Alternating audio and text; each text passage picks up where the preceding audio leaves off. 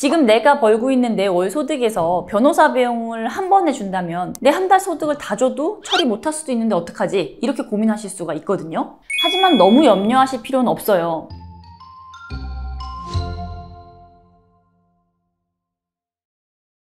안녕하세요. 회생이 다비지의 이미지 변호사입니다. 오늘은 많은 분들이 궁금해하시는 개인회생과 개인 파산 비용에 대해서 말씀드리려고 해요.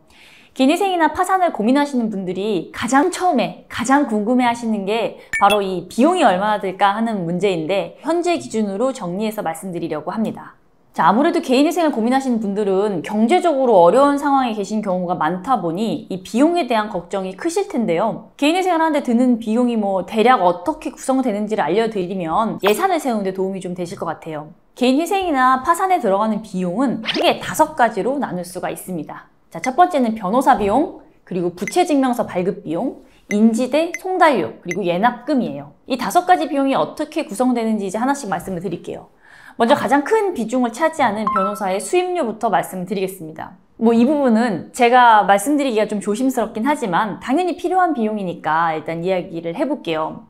저희 사무실 기준으로 보면 보통 개인회생과 개인 파산 모두 평균적으로는 한 250만 원 내외로 생각하시면 될 것 같아요. 근데 이거는 일반적인 사건 기준으로 말씀을 드린 거고, 예를 들어서 채권자 수가 굉장히 많거나 사실관계가 복잡해서 정리해야 될 자료가 많거나 아니면은 법적으로 복잡한 쟁점이 있는 경우에는 비용이 좀 상향될 수도 있고요. 반대의 경우에는 또 다소 낮아질 수도 있습니다. 자, 두 번째는 부채증명서 발급 비용이 있어요. 이거는 우리가 채권자인 각 은행이나 카드사로부터 발급을 받아오는 데 필요한 수수료인데요. 사실은 채무자 본인이 직접 발급 받으실 수도 있어요. 그럼 비용이 들지 않겠죠. 하지만 은행 같은 경우에는 채무자 본인이 가면 좀 빨리빨리 안 해주는 경우가 많아요. 일단 생업이 바쁘신데 여러 금융기관들을 다 돌아다니면서 이걸 일일이 발급받기가 힘들다 보니 대부분은 대리인 사무실에 이제 통째로 맡기는 경우가 많습니다. 자, 이런 경우에는 각 채권자 한 곳당 보통 기본적인 발급 비용이 있는데요. 이 부채증명원의 발급은 그 전문 업체를 통해서 진행이 되는데,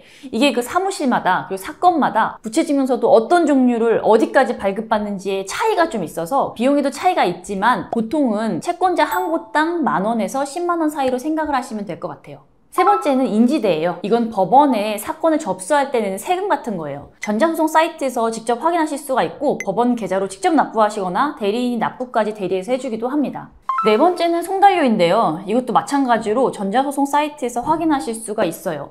개인회생의 경우에 채권자가 1명이라면 93,600원 정도, 그리고 개인 파산의 경우에는 채권자가 1명일 때 144,400원부터 시작을 해서 그 이상이면 조금 더 많아지는 걸로 그렇게 생각하시면 됩니다.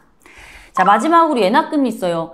개인 파산의 경우에는 파산 관제인의 보수를 주기 위한 비용이고요. 개인회생의 경우에는 일정 조건에서 외부 회생위원이 선임될 때만 드는 비용이에요.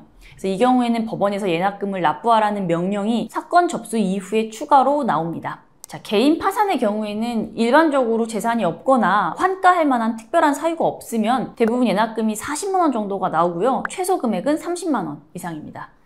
개인회생의 경우에는 보통 15만 원 정도 나오고 있어요. 자, 여기서 걱정되시는 분들이 많으실 텐데요. 지금 내가 벌고 있는 내 월 소득에서 변호사 비용을 한 번에 준다면 내 한 달 소득을 다 줘도 처리 못할 수도 있는데 어떡하지? 이렇게 고민하실 수가 있거든요. 하지만 너무 염려하실 필요는 없어요. 왜냐하면 개인회생 절차를 신청하고 접수한 순간부터는 일단 채무 변제를 중단하셔야 되고, 그러면 개시 결정이 날 때까지 약 3달 정도는 내가 변제금을 내지 않기 때문에 돈을 모을 수 있는 기간이 생깁니다.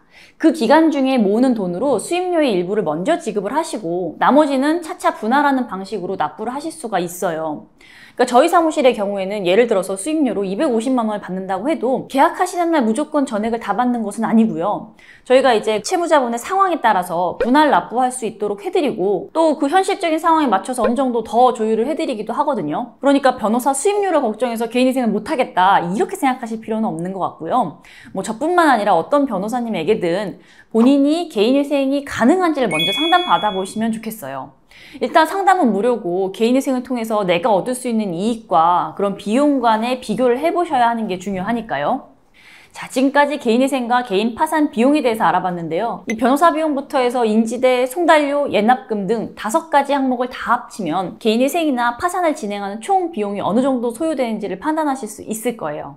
혹시 이 영상을 보시고 개인 회생이나 개인 파산에 대해서 더 궁금한 점이 있으시다면 아래 고정 댓글에 남겨드린 저희 사무실 연락처로 연락을 주시기 바랍니다. 감사합니다.